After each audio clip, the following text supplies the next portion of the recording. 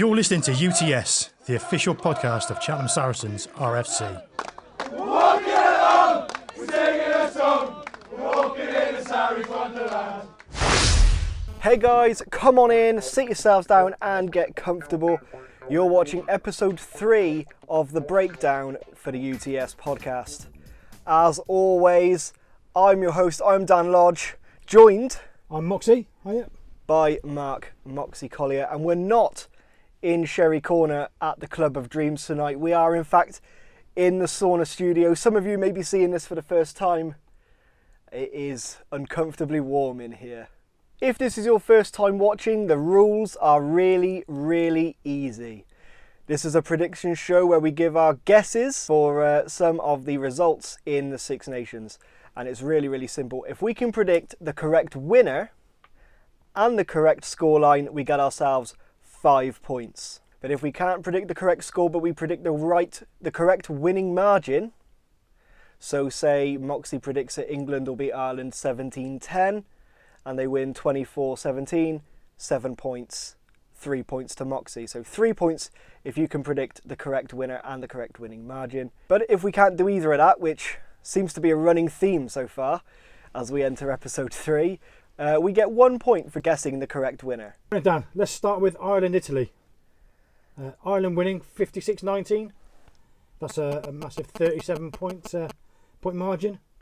I didn't expect them to do that well, if I'm honest with you. That sounds very kind of down on my own nation, but I didn't think they were going to be that strong as far as putting points on the board. No, I didn't think they'd score that many points. I thought it'd be quite a big margin, but probably not that many. Not 37 points.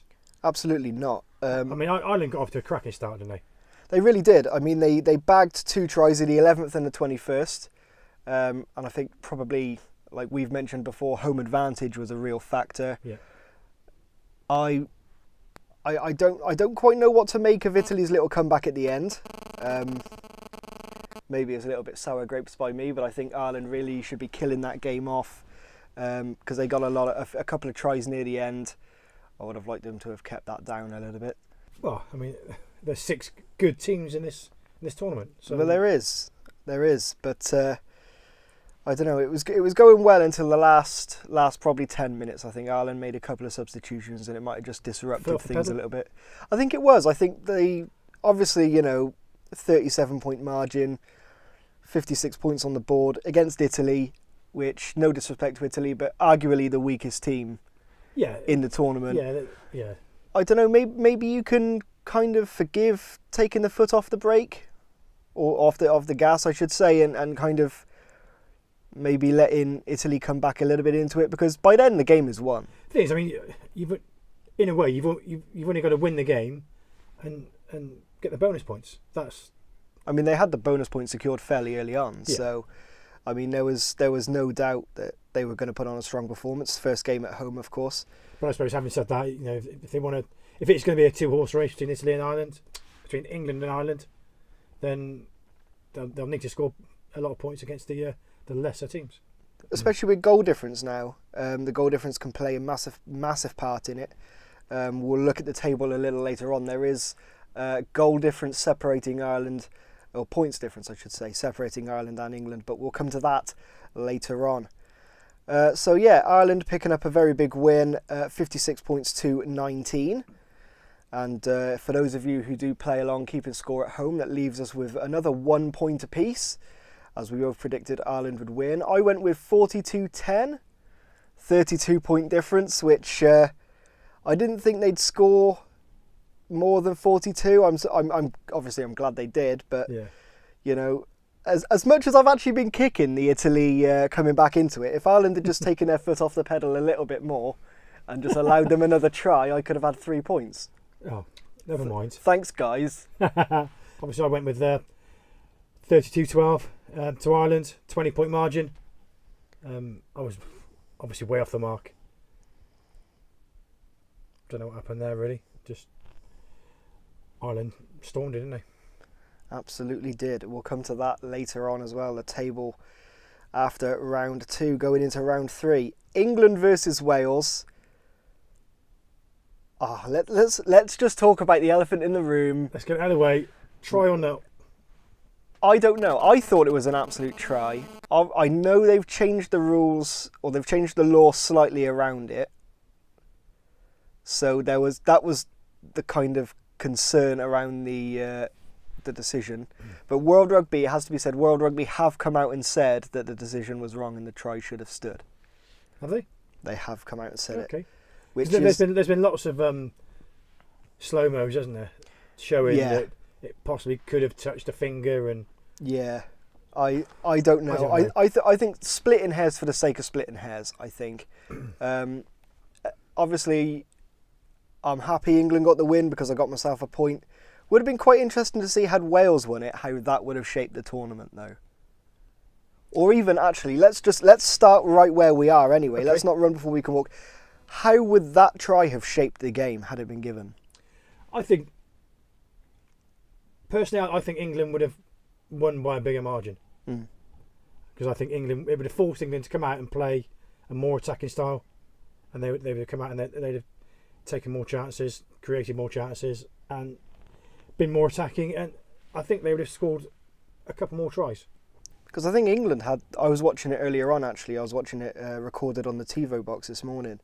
And I'm pretty sure they scored all 12 points within the first 20-25 minutes. Yeah, it was quite early. I mean, if I'm totally honest, although my face was pointing at the telly, I was over at the Lions Den in Gloucester, just after watching Gloucester play Leicester and beat Leicester. Got to get that in there. I'd had a few drinks, so like I said, I was looking at the telly, but wasn't really taking much in. To be honest, I thought Wales would have produced more. I'm very surprised they didn't. Their kicking in the first half wasn't great. There were a lot of times when they were in the 22 and looking to just kick long and ping England back, and just couldn't find touch, just time and time again. Do you think both teams were sort of casting each other out? Was it a case of that? I think a little bit.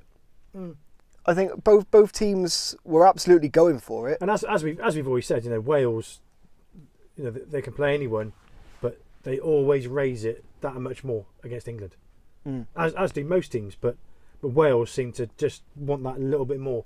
I mean, there was one incident in the first half where Wales were given a penalty when they were losing, 12 points to 3, I think, at the time, and they neglected to kick for the posts and kicked a touch, and then England absolutely dismantled them in defence, and nothing came of it. And I think they actually ended up giving a penalty away after a couple of phases. Right, okay.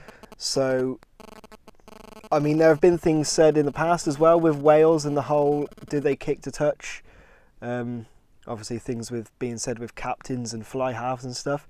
Is this another one where they got it wrong? Yeah, they've got to have done, haven't they? They didn't win the game, so they had to have got it wrong. A little disappointed, actually. I think that both sides were so determined to not make any mistakes that they kind of cancelled each other out. It's almost the case where we don't want to lose the game. Yeah. As opposed to we want to go out and really win it. Yeah. I think that's what it was. Is the mentality is we don't want to lose. Yeah.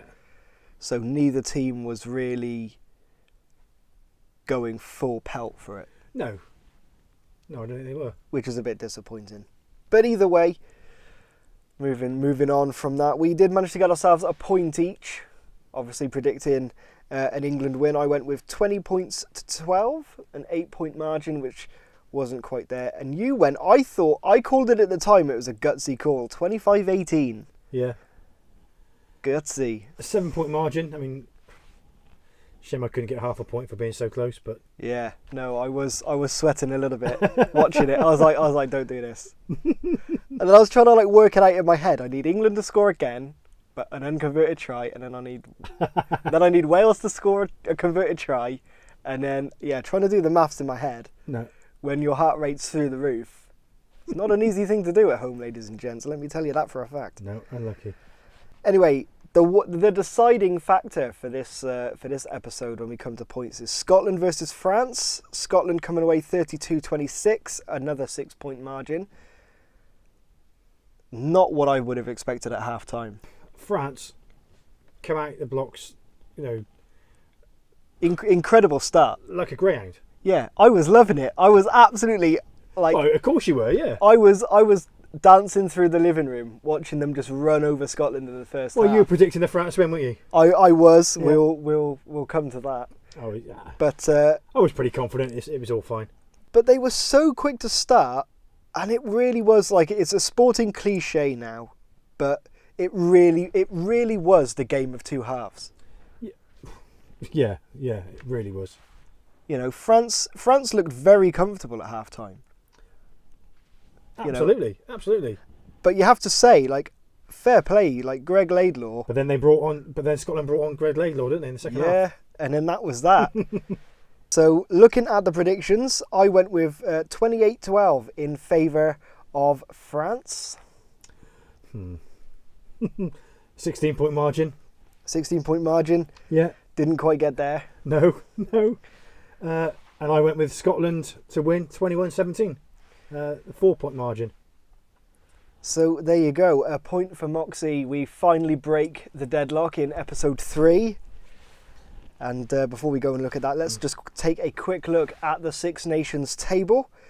At the end of round 2, entering in to round 3, Ireland sitting top of the table, England in second. I think it's only 2 points difference separating the two teams there.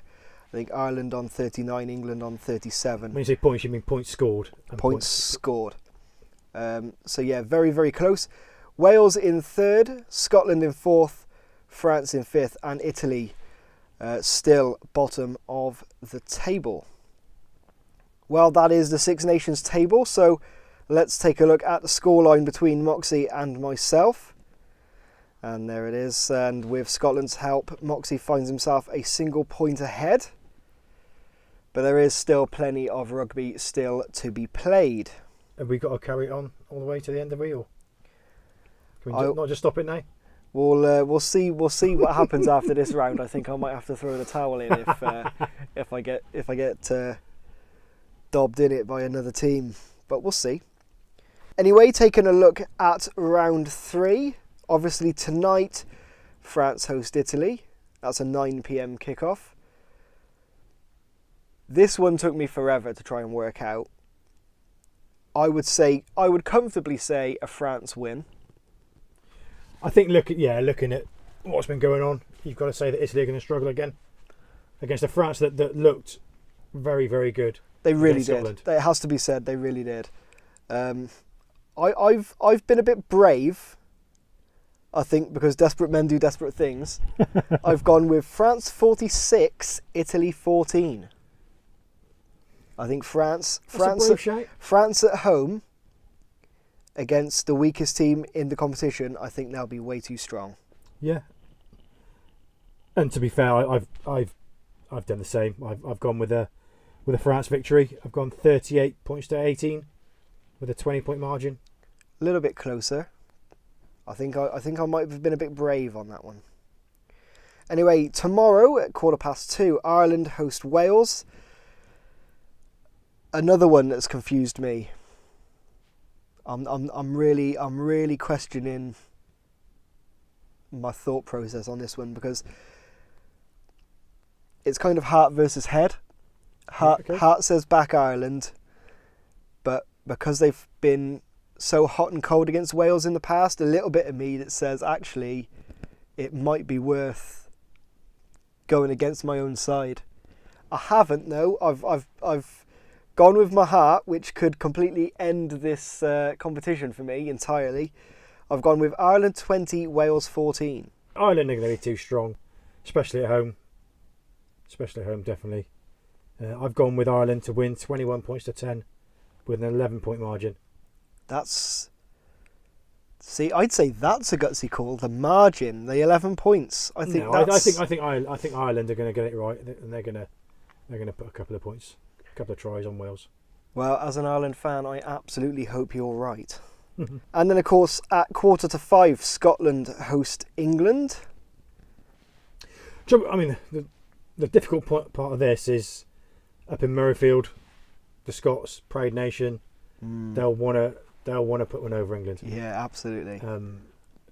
home advantage, it's usually evident, but I've gone against that this time. As with last year when England absolutely stuffed Scotland, I've gone for not quite as many points, but I've gone Scotland 23, England 42. Brave. That's a 19-point margin. They've got to get their attacking right this time, I think, England. I've gone with a little bit of a closer scoreline. I still think England win.